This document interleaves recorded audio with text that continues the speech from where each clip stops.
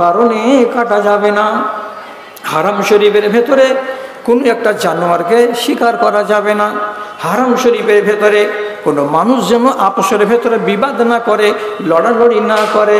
নবী ইব্রাহিমের কথাটা আজ পর্যন্ত রব্বুল আলামিন সত্য করে কায়েম রেখেছেন। ওখানে মারামারি হয় না, ওখানে কাটাকাটি হয় না, ওখানে হানাহানি হয় না, ওখানে ঝগড়া বিবাদ হয় না। শান্তির নগরী যদি দেখতে চান তো সেটাই হলো রহমতের নগরী। দু তিনটা লোক খালি এমনি করে হ্যাঁ বলিয়েন। ইমাম সাহেব নামাজ পড়াইতে যাবেন, বিশ্ববিখ্যাত ইনারা আলেম, তাদের দুশ্মন হতে পারে লুকিয়ে এসে, তার জন্য এদিকে চারটা এদিকে চারটা পুলিশ তাদের হেফাজত করে যেখানে খাড়ো হবেন এখান পর্যন্ত নিয়ে আসে। ওরা ওই 8 জন লোক নামাজে দাঁড়ায় না, ইমাম সাহেবের ডানে আর বামে তার হেফাজতের জন্য দাঁড়িয়ে থাকে। আপনারা যদি না দেখে থাকেন তো বেটাকে বললেন যে বেটা আমাকে একবার দেখাও। তো আপনি বলেন তো, কেউ তো বলেন, এতগুলো যে নিরাপত্তার পুলিশ আছে, কোনো পুলিশের হাতে একটা বন্দুক আছে? নাই। লাঠি আছে? নাই। ওদেরকে খালি হাত প্রশাসনের দায়িত্বে দেওয়া আছে। ওরা হলো পুলিশ। এটা কোন পুলিশ? এটা কেমন পুলিশ? আমাদের দেশে একটা পুলিশ বিনা বন্দুকে নাই, আমাদের দেশে একটা পুলিশ বিনা পিস্তলে নাই। তারা ওইগুলো অস্ত্র সব সময় হাতে রাখে। আর ওরা কেমন পুলিশের পুলিশ যে তাদেরকে কোনো অস্ত্র লাগে না। কেন লাগে না? নবী ইব্রাহিম দোয়া করেছিলেন, আল্লাহ রাব্বুল আলামিন বলছেন তোমার দোয়াকে কবুল করলাম। বাড়াতে পাবো না, শর্টে বলছি। তিনি আরেকটা দোয়া করে বলছেন ওয়ারযুক আহলাহু মিনাস সামারাত।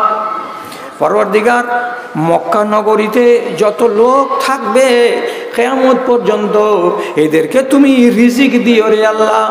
আমি যদিও আমার বিবিকে মাত্র একটা ব্যাগে 2-3 কেজি খেজুর দিয়েছিলাম, আর একটা মশকে 1 মশক পানি দিয়েছিলাম, কিন্তু তারপরে এই জায়গাতে যত লোক আসবে, যত লোক এখানে আবাদ হবে, তাদেরকে চিরদিন তুমি ফলের রিজিক দান করিও। আল্লাহ রাব্বুল আলামিন তার কাছে নবী ইব্রাহিম বিরিয়ানি চাননি, রুটি চাননি, তরকারি চাননি, আর দুনিয়ার কোনো খাবারের কথা বলেননি। তিনি বলেছেন ফলের রিজিক দান করিও। মক্কাতে ফলের গাছ আছে, একটা খেজুর ছাড়া নাই। আর আপনি একবার মুখ দিয়ে খালি বাহির করেন যে এটা খাবো, কোনটা ফল নাই এ কথাটা বলেন। আল্লাহু আকবার। যারা হজ করতে গেছে তারা দেখেছে, আর যারা থেকেছে তারা দেখেছে। আপনি বাজারে যাবেন, এই বড় বড় কলা পাওয়া যাবে, এরকম মোটা মোটা, 1 রিয়ালে 2টা, 1 রিয়ালে 2টা কলা পাওয়া যাবে। কলার গায়ে লেবুল লাগানো আছে, ওতে লেখা আছে গুয়ানা, অর্থাৎ দক্ষিণ আমেরিকার একটা রাষ্ট্র গুয়ানা। সেখান থেকে পৃথিবীর উন্নত মানের কলা চলে আসছে কোথায়? সৌদি আরবের মাটিতে। লেবানন শহরে প্রচুর পরিমাণে সেব জন্মায়, মিষ্টি মিষ্টি সেব। যত সেব দেখবেন বাজারে ভর্তি হয়ে আছে মক্কার আর মদিনার। আর সবচাইতে গুণের কথা কি, যে মক্কা শহরের উত্তর কোনায় দোকানে যদি দেখেন 4 রিয়াল কিলো, তো দক্ষিণ মাথায় সরজুলের এলাকায় গিয়ে দেখবেন 4 রিয়াল কিলো। গুণীপুকুরের যদি কোনো একটা দোকানদারকে বলেন সেব কত করে কিলো, তো 4 রিয়াল কিলো। পিছন দিকে যদি গলিঘাটের কোনো দোকানে গিয়ে বলেন কত করে কিলো, 4 রিয়াল করে কিলো।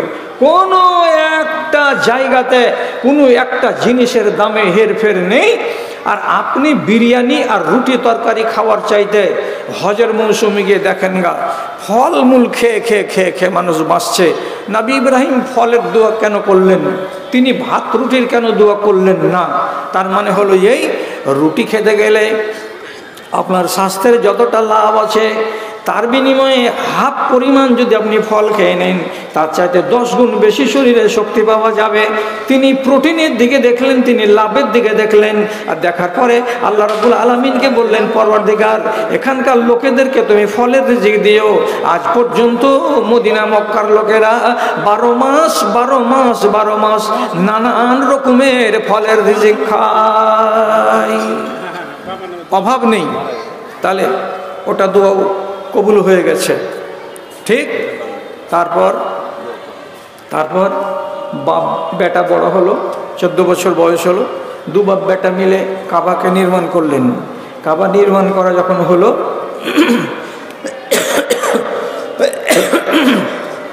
তখন হযরত ইব্রাহিম আল্লাহ তাআলার কাছে দোয়া করে বলছেন, এটা আবার আরেকটা দোয়া। তিনি কি বলছেন? ওয়াজআল আফিদাতান নাসে তাহবি ইলাইহি। কি মানে?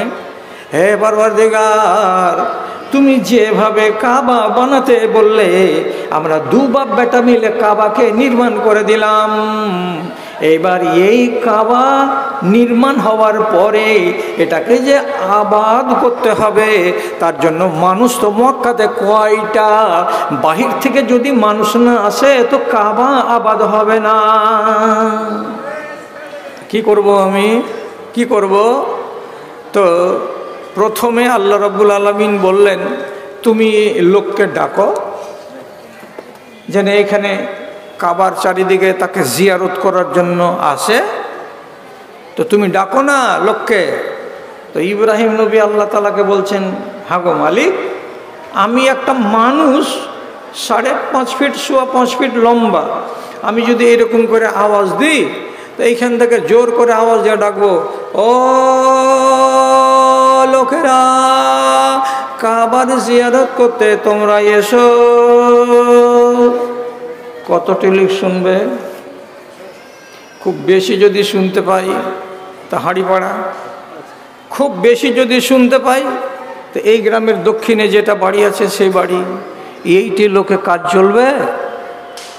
আল্লাহ তাআলা বলছেন, আলাইকা আন-নিদাউ ওয়া আলাইয়াল বালাগ।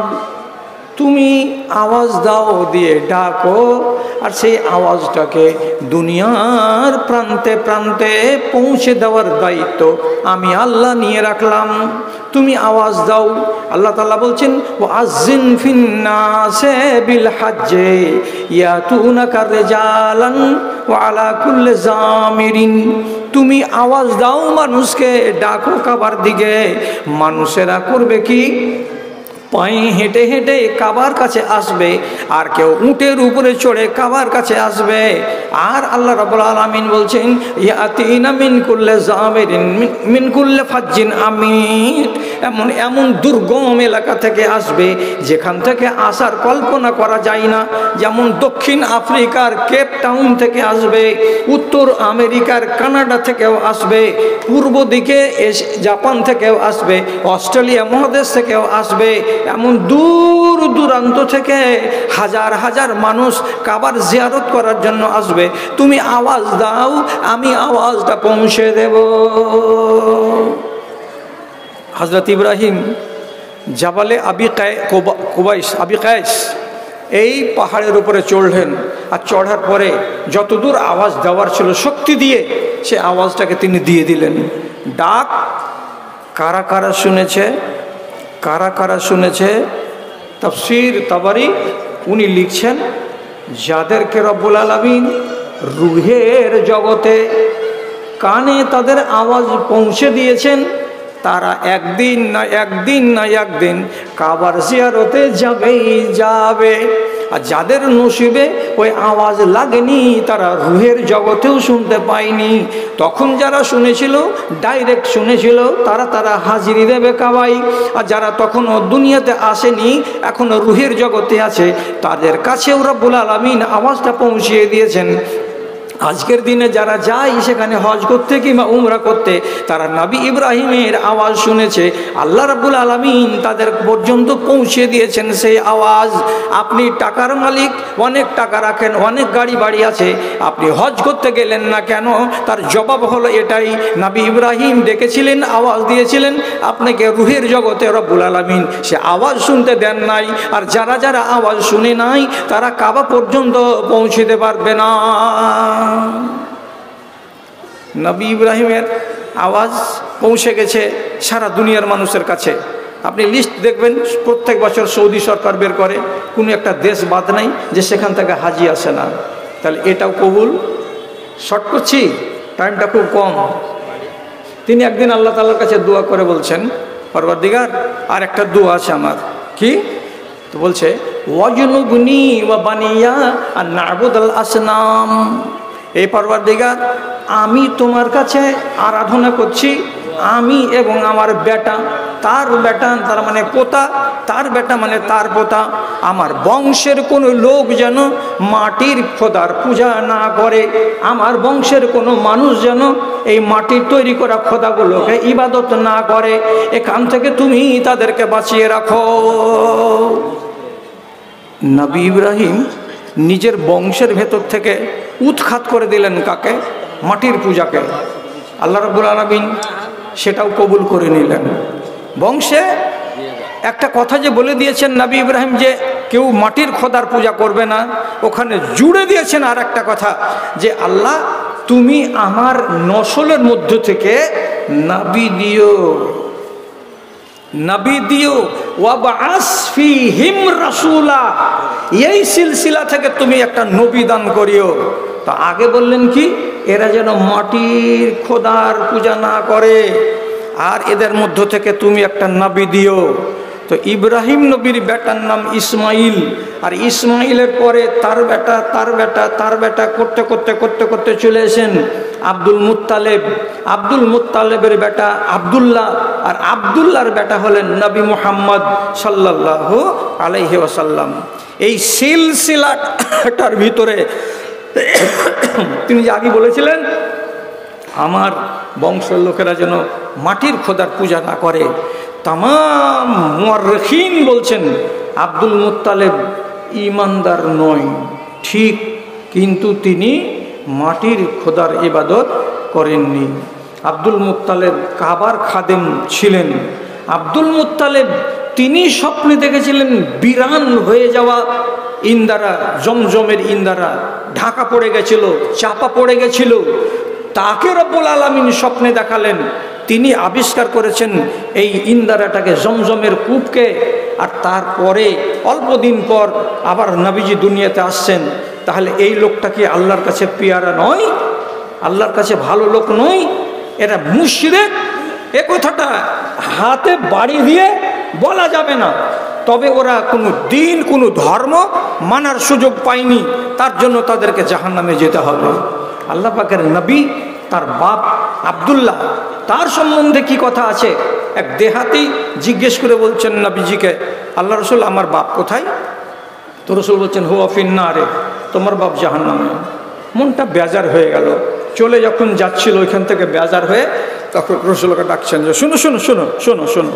কাছে যখন এলো লোকটি, তখন রসুল বলছেন আবুকা ওয়া আবি ফিন্নার, তোমার বাপ যেমন জাহান্নামে যাবে তেমনি আমারও বাপ জাহান্নামে যাবে। কেন? মাথা হালকা করো, তোমার বাপ দিন পায়নি, ধর্ম পায়নি, বেদিন হয়ে মরে গেছে।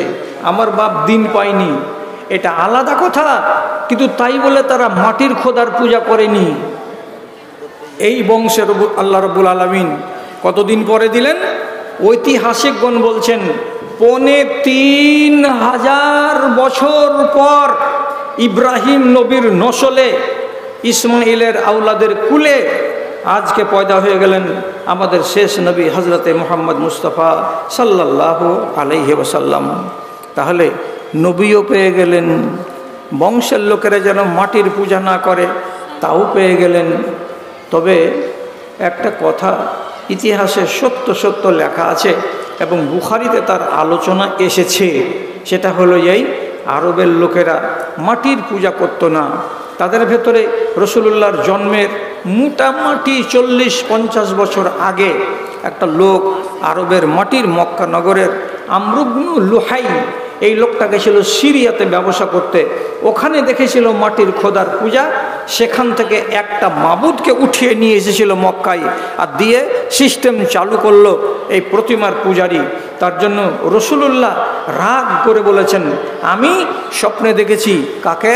এই আরব বংশীয় লোক আমর ইবনে লুহাইকে, যে সে তার ভুঁড়িগুলো বাইরে জাহান্নামে পড়ে আছে, আর কলুর ঘানি যেমন চারিদিকে ঘুরে তেমনি এই শয়তান তার ঘুঁটির চারিদিকে সারাটা দিন ঘুরতে আছে। কেন? এই মানুষটাই, শয়তানটাই সর্বপ্রথম আরবদের মধ্যে বুত পূজাকে নিয়ে এসেছে। তাহলে এবার আপনাকে বলি যে হযরত ইব্রাহিম যতটি দোয়া করলেন এখন পর্যন্ত সবটি দোয়া কবুল হয়ে গেল। তারপরে এবার আর একটা বলি, সময় কাছে আসছে, তিনি কাবা টাবা নির্মাণ করে দেওয়ার পর ডাক দিয়ে দিলেন সারা দুনিয়ার মানুষকে। দেওয়ার পরে আল্লাহ তাআলাকে বলছেন, আল্লাহ, লোকেরা যে আসবে ভারতবর্ষ থেকে, পশ্চিমবাংলা থেকে, তো এসে এরা কি করবে এরা?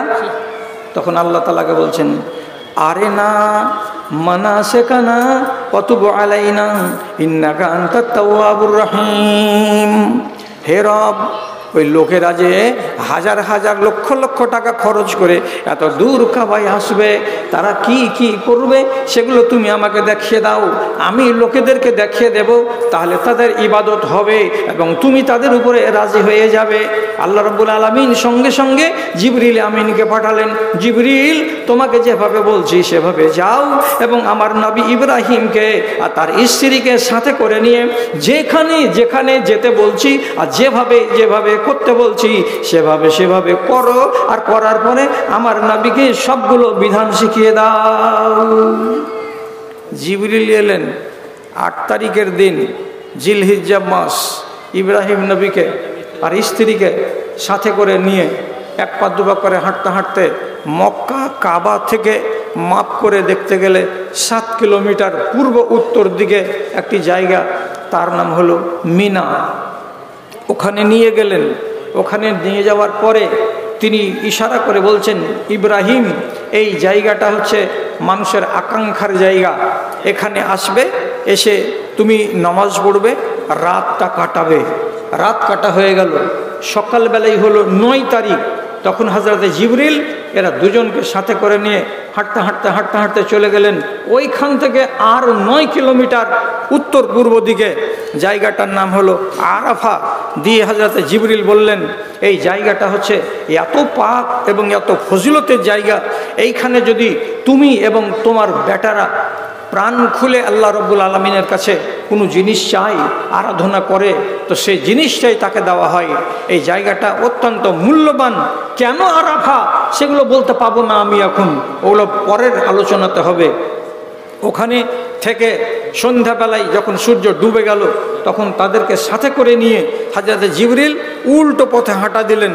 এখান থেকে গেছিলেন 9 কিলোমিটার, ওখান থেকে ফেরত পথে আসলেন 5 কিলোমিটার একটা জায়গা, সেই জায়গাটার নাম হলো মুজদালফা।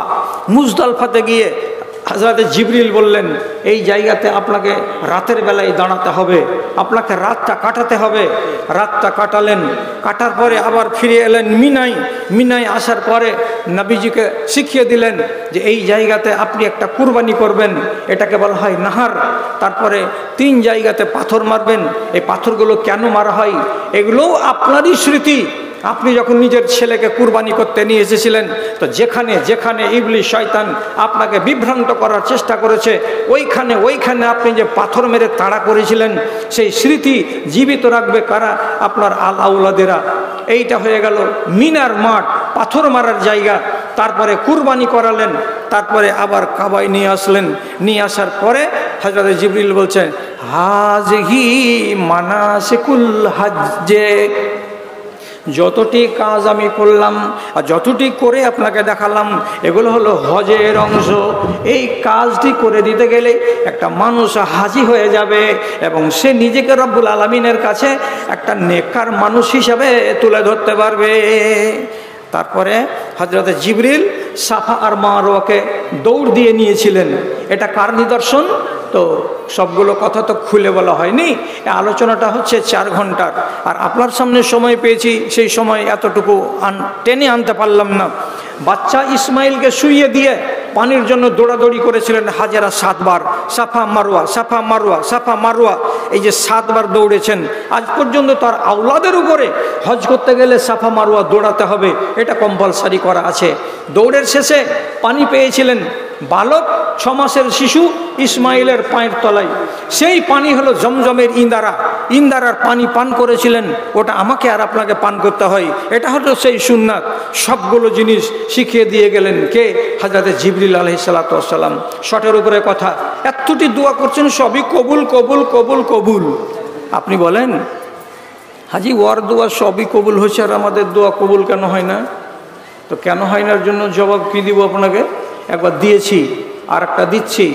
আমার নবী জনাবে মুহাম্মদুর রাসূলুল্লাহ বলছেন, গোলাম ছোট্ট ছেলে, নাবালক ছেলে আব্বাসকে ডেকে, আব্দুল্লাহ বিন আব্বাসকে ডেকে বলছেন, ইয়া গোলাম, এ ছেলে, তোমাকে 3টা কথা শিখিয়ে দিচ্ছি, খবরদার ভুলিও না।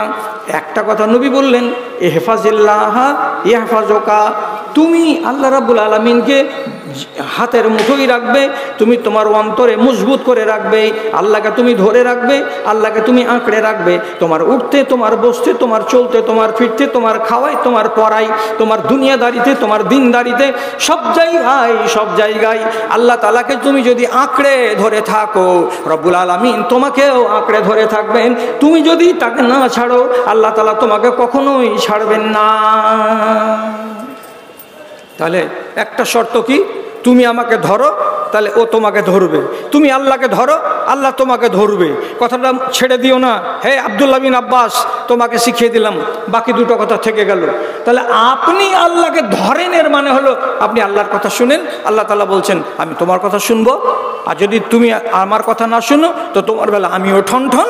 সোজা কথা রব্বুল আলামিন বলছেন, ফাজকুরুনি আযকুরুকুম, ফাজকুরুনি আযকুরুকুম। তুমি আমাকে স্মরণ করো, আমি তোমাকে স্মরণ করব। তুমি আমাকে ডাকো, আমি তোমাকে ডাকবো। তুমি আমাকে স্মরণ করবে, আমি তোমাকে স্মরণ করব। একদিক থেকে কোনো দিন হয় না, দুদিক থেকে যতক্ষণ তাল না মিলবে ততক্ষণ কাজ হাসিল হবে না।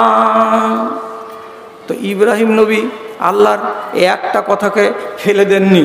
আল্লাহ রাব্বুল আলামিন তখন নিজের পক্ষ থেকে ইব্রাহিম নবীর একটা দোয়াকে ফেলে দেননি। তো ইব্রাহিম নবীকে আল্লাহ তাআলা কি কি কাজ বলেছিলেন? ভারী ভারী কাজ। আপনি নিজে বলেন। আপনাকে যদি বলি, আপনার স্ত্রীকে আর আপনার বেটাকে শামসিতে একটা ডেরাতে ভাড়া নিয়ে এলেন, ওকে রেখে দেন, আর দিয়ে আপনি 3 বছরের মতন কেরালা চলে যান, আপনি মুখ দেখতে পাবেন না, ফেসবুক টেসবুক এগুলো বন্ধ, কিছুই নেই। আপনি এইরকম করে আপনার বিবিকে, বাচ্চাকে ফেলে দিয়ে যেতে পারবেন? হরগিজ পারবেন না। এখন যদি একটা বাচ্চা হয়েছে দুনিয়াতে, সবখানি হয়ে পড়েনি, আধখানি দুনিয়াতে আসছে আর আধখানি বাকি আছে, তখন থেকে আর একজনা ফেসবুক ধরে আসার কয়েছে তোর বাড়িওয়ালির ছেলে হয়েছে, যেমনি হয়ে পড়লো বেটা হয়েছে, কেরালায় বসে বসে দেখে নিল যে বেটা হয়ে গেছে। যদি আপনাকে বলে বেটা হয়ে আছে, দেখতে পেয়েছেন না আপনি, মন ধড়ফড় করবে কি করবে না? যদি বলে এই মেয়ে, এই স্ত্রীকার এই বাচ্চাকে বনবাসে ফেলে আসো, আপনাকে ঠেলা লাগবে কি লাগবে না? আপনি বলুন। এত কঠিন কাজ আল্লাহ তাআলা বললেন নবী ইব্রাহিমকে, ইব্রাহিম নে বলছেন লাব্বাইক, আমি আপনার কাজ করে দেব, দিয়ে চলে আসলেন। যৌবনকাল, যেই কালে বিয়ে শাদী হয়নি, আর সেই কালে আল্লাহ তাআলা তবলিগের দায়িত্ব দিলেন। তিনি যখন দাওয়াতের কাজ শুরু করলেন, তখন প্রথম আক্রমণ হলো কার? টাকা নিব না আমি, আমার কাছে টাইম আছে 11:30, 11টার সময় টাকা নিব। তো আধ ঘন্টা যে আদায় করবো, হ্যাঁ এরকম করে করছিস তোরা। ইব্রাহিম নবী, কথাটা খেয়াল ছুটে গেল। তো যাই হোক, যৌবন বয়সে ওকে বাপ সামনাসামনি বলছে, এগুলা ছাড়বি? যদি না ছাড়িস পাথর মেরে তোকে জিন্দাই মেরে ফেল দেবো। কে বলছে? বাপ। এটা বাদ দিবি? বাদ যদি না দিস তো বাপ আমি বলছি লার জমান নাকা, আমি পাথর মেরে মেরে তোকে মেরে শেষ করে দেবো। আচ্ছা, বাপ যদি বেটাকে এত বড় কথা বলে, তাহলে দুনিয়াতে বাঁচার জায়গা কোথাও আছে? শেষে কি হলো? তিনি বাধ্য হয়ে বাপ যখন এরকম কথা বলে দিল তখন বাপকে বলছে সালামুন আলাইকা আস্তাগফিরুল্লাহ। বাপ আমি চলে গেলাম, তোমাকে সালাম দিচ্ছি, দিয়ে চলে যাচ্ছি, তোমাকে আজ থেকে আমি বাপও বলবো না, তোমার বাড়ি আজকে থেকে আমি বেটা হয়ে থাকবো না, যেদিকে আমার চোখ যাবে সেদিকে চলে যাব। যৌবন বয়সে বাড়ি ছেড়ে দিলেন, বাড়ি হারা হয়ে গেল, ফ্যামিলি নাই, স্ত্রী নাই, ছেলে পেলে নাই। এইরকম বয়সে এত বড় চ্যালেঞ্জটা কে গ্রহণ করতে পারে? আল্লাহ রাব্বুল আলামিন ইঙ্গিত করলেন, মুশরিক বাপ যদি তোমার কথা না শুনেই তো বাপের বাড়ি ছেড়ে দাও, বাপের কাছে থাকতে হবে না। তিনি তো আল্লাহর কথা মেনে নিলেন, আপনি কি মানতে পারবেন? উনি একদিক থেকে রব্বুল আলামিনের কথা মেনে যাচ্ছেন। এই 12 বছর 13 বছর বয়সের ছেলেকে সাহারা হয়েছে, অর্ডার হয়ে গেল কুরবানি করো, একে কুরবানি দেওয়ার জন্য নিয়ে চলে গেলেন। আপনার হিম্মত আছে যে নিজের বেটাকে চাকুর তলে ফেলে আপনি জবে করে দিবেন? অথচ নবী ইব্রাহিম নিয়ে গেলেন মিনার মাঠে, যে কুরবানি দিতে গেলেন। রব্বুল আলামিন কুরবানি দিতে দিলেন না, কি করলেন? ওর জায়গাতে দুম্বা পাঠিয়ে দিয়ে বদল দিয়ে কুরবানি আদায় করা হয়ে গেল। তিনি তো সেটাও করে দিয়েছেন। আর কি বলছি, শটের উপরে বলছি, 80 বছর বয়সে, এবং অন্য ইতিহাস লাগছে 85 বছর বয়সে আল্লাহ রাব্বুল আলামিন নবী ইব্রাহিমকে বলছেন খাতনা করতে হবে, তোমার খাতনা করা নাই। বলো এখন কত বড় এটা ঝামেলা? 80-85 বছর বয়সের লোকের খাতনা করার জন্য কোনঠে ওস্তা পাওয়া যাবে বলেন তো? এখন নবী ইব্রাহিম তিনি কি বলছেন, আমি আমার আবরু আলগা লোকের সামনে খুলবো? এটা কাজ করা যাবে না। তিনি নিজেই এবার কি করলেন, সই হাদিস, তিনি কুলহাড়ি নিলেন। কুলহাড়ি তখনকার যুগে এত অস্ত্র ছিল না। কুলহাড়ি নিলেন আর এখানে লকড়ি নিলেন, ঘরের ভিতরে গেলেন, বাড়ির লোককে বললেন ভিতরে আসিও না, অপারেশন হবে। এখন কি করলেন, এই শুকনো লকড়ির উপরে নিজের ফালতু চামড়াটাকে বাম হাত দিয়ে ধরলেন, আর ডান হাত দিয়ে কুড়ুলটাকে ওর উপরে বসিয়ে দিয়ে ফালতু চামড়াটাকে কেটে দিয়ে নিজের খাতনা নিজে করে দিলেন। এত বড় দায়িত্ব নিজের কাঁধে নিয়ে নেওয়া। চারটিখানি কথা আপনি মনে করছেন, বলছে শুনতে ভাল লাগছে, শুনতে ভাল লাগছে, করে দেখান তো করতে ঠেলাটা কত লাগে। সব করে চলে যাচ্ছেন, সব করে চলে যাচ্ছেন। তো আপনি যখন আল্লাহর কথা করে চলে যাচ্ছেন, তখন আল্লাহ কেন আপনার কাজ করে দেবেন না? হ্যাঁ, তু মেরা হো যা मैं तेरा हो जाऊं, तू मेरा काम कर दे मैं तेरा काम कर दूं, सारी दुनिया से रिश्ता तोड़ ले और मेरे साथ रिश्ता जोड़ ले, বাস খেলা শেষ। কিন্তু আমি করতে পারছি না, উনি করতে পারছেন, সবই কবুল হচ্ছে। তবে একটা কথা, একটা তো কিছু বিসমিল্লাহ বলে থাকবে। একটা দোয়া আল্লাহ রাব্বুল আলামিন কবুল করেননি কেন? বাপের জন্য নবী ইব্রাহিম বলেছিলেন, সূরা শূরাতে লেখা আছে এই কথাটা। কি বলছে আয়াতটা, যে ওয়াগফির লি আবি ইন্নাহু কানা মিনাজ জালিন। আয় আল্লাহ, তুমি আমার বাপকে মাফ করে দিও। আমার বাপ হলো একটা গুমরাহ ইনসান। আমার বাপ যদি পথভ্রষ্ট হয় তো আমি তার বেটা হলাম নাবি, কাজে আমি নাবি হয়ে তোমার কাছে দোয়া করছি, আমার বাপকে তুমি মাফ করে দিও। ওয়ালা তুখজিনি ইয়াওমা ইউবআসুন, আর যেদিন তুমি আমাদেরকে সেই হাসরের ময়দানে নিয়ে আসবে সেদিন আমাকে বেইজ্জত করিও না। আল্লাহ তাআলা এই দোয়াটা রব্বুল আলামিন সব কবুল করলেন, সব কবুল করলেন। যতটি দোয়া এর আগে আপনাকে বলেছি সব কবুল হয়েছে, কিন্তু সূরা শূরার ভেতরে এই যে দোয়াটা করলেন, আল্লাহ আমার বাপকে মাফ করে দিও, আল্লাহ রাব্বুল আলামিন বলছেন এটা কবুল হবে না। তবু হাসরের ময়দানে নবী ইব্রাহিম নিজের বাপকে খাড়ো করে সামনাসামনি করেছে, আল্লাহ আমার বাপকে বকশে দাও। আল্লাহ তাআলা বলছেন এটা হবে না। তো তোমাকে বেইজ্জত করবো না, তুমি যে বলেছিলে যে আল্লাহ আমাকে অপমান করিও না কিয়ামতের দিন, তো তোমাকে অপমান করবো না। তার জন্য আল্লাহ তাআলা কি করলেন, নবী ইব্রাহিমের সামনে তার বাপকে জিবরিলকে দিয়ে তার শেকেলকে বদলে দিলেন শিয়ালের মতো করে। খাল উঠা আছে, গায়ে লহু লেগে আছে, ওই রকম জিনিসটাকে ইব্রাহিম নবী উপর দিকে চোখ করলেন। 1 মিনিটে বদল করে দেওয়া হলো নবী ইব্রাহিমের বাপ আজারকে। আর ইব্রাহিম নবী পায়ের তলে এমন জানোয়ারকে দেখে চমকে উঠলেন, পা দিয়ে এমনি করে লাত মারলেন, সাথে সাথে জিবরিলকে ধরে চালিয়ে দিলেন কোথায়, জাহান্নামের ভেতরে। জাহান্নামে যখন চলে গেল তখন জিবরিল বলছেন নবী ইব্রাহিমকে, এটা কে গেল জাহান্নামে? বলছে এটা তোমার বাপ আজারকে শিয়ালের আকার দিয়ে, লোমড়ির আকার দিয়ে তাকে জাহান্নামে ফেলা হলো।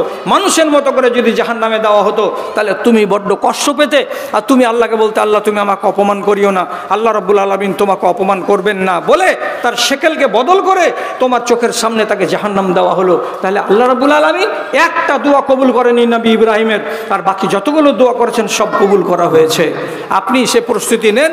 আপনি যদি নিজের ভেতরে ওই মানসিকতা তৈরি করতে পারেন, তাহলে আপনি আর আল্লাহ এই দুজনেরই তো লেনা দেনা সংসারে, কেন কবুল করবেন না আল্লাহ রাব্বুল আলামিন? অবশ্যই কবুল হবে। যাই হোক, আমাদের আজকে মেহমান আছেন দূরের লোক, যাকে আপনারা কেউ দেখেননি, তিনি এখন তাড়াতাড়ি করে চলে আসছেন। এই কয়েক মিনিটের ভেতরে ভেতরে আপনারা দয়া করে আল্লাহর ওয়াস্তে এতক্ষণ ধরে যেটা গামছাতে দিলেন, আমি আপনাকে আহ্বান জানাচ্ছি, আল্লাহর ওয়াস্তে মেহেরবানি করে একটু ভালো ধরনের দানগুলো নিয়ে উঠে আসেন। যারা যারা দিবেন মনে করেছেন, এটা মাদ্রাসা আপনার মুখাপেক্ষী আপনার দিকে তাকিয়ে থাকে যে এই লোকগুলো আসবে আর বছরের মাথায় একটা দান আমাদেরকে দিবে, একটু ভালো দানগুলো নিয়ে আসো। আচ্ছা, আলহামদুলিল্লাহ। একটা ছোটো ছেলে 500 টাকা, এটা কার দান? আচ্ছা, আপনার 3000 টাকা। এই মাদ্রাসার পড়োশি আমার বন্ধু মাওলানা নাইমুদ্দিন ইসলাহি সাহেব, উনি মাদ্রাসাকে 3000 টাকা দান করলেন। আল্লাহুম্মা সাল্লি আলাইহি আল্লাহুম্মা বারিক আলাইহি। জনকল্যাণ নার্সিং হোম কত টাকা? 10,000 টাকা। জনকল্যাণ শামসি মতিগঞ্জ নার্সিং হোম, সে আজহার শাহজাহানের ভাই, হ্যাঁ 10,000 টাকা। আল্লাহুম্মা সাল্লি আলাইহি। আজহার 5,000 টাকা উনি দিয়েছেন। আজহার কোথাকার? শাহজাহানের ভাই। আচ্ছা আচ্ছা, মাশাআল্লাহ, আলহামদুলিল্লাহ, জাযাকাল্লাহ। আল্লাহুম্মা আইয়িদহু বিল ইলমি ওয়াল হিলমি ওয়া যায়্যিনহু বিল ঈমানি ওয়াত তাকওয়া। মিলিটারি, হ্যাঁ 2000। আচ্ছা, সরজুল ব্রিজ বাদরুদ্দিন সাহেব, উনি 2000 টাকা দিয়ে পাঠিয়েছেন। আল্লাহুম্মা সাল্লি আলাইহি আল্লাহুম্মা বারিক আলাইহি। আমারই ভাই একটা 500 টাকা আর একটা ছোট্ট সোনার নাকছাবি দিয়ে পাঠিয়েছেন। এটা হেফাজত করেন ভাই, হ্যাঁ দিয়ে পাঠাচ্ছেন। আল্লাহুম্মা সাল্লি আলাইহি আল্লাহুম্মা বারিক আলাইহি। আর একজন ছেলে 200 টাকা দান। আরেকজন বাচ্চা ছেলে, তোমার দিদি আশরাফান্নাস ইসমানদার শাফি লা শেফা ইল্লা শেফাউকা শেফান লা ইউগাদিরু সাকামা। পরওয়ারদিগার, তোমার বান্দিকে বেশি দিন ঝামেলা রাখিও না, আল্লাহ স্বাস্থ্যবান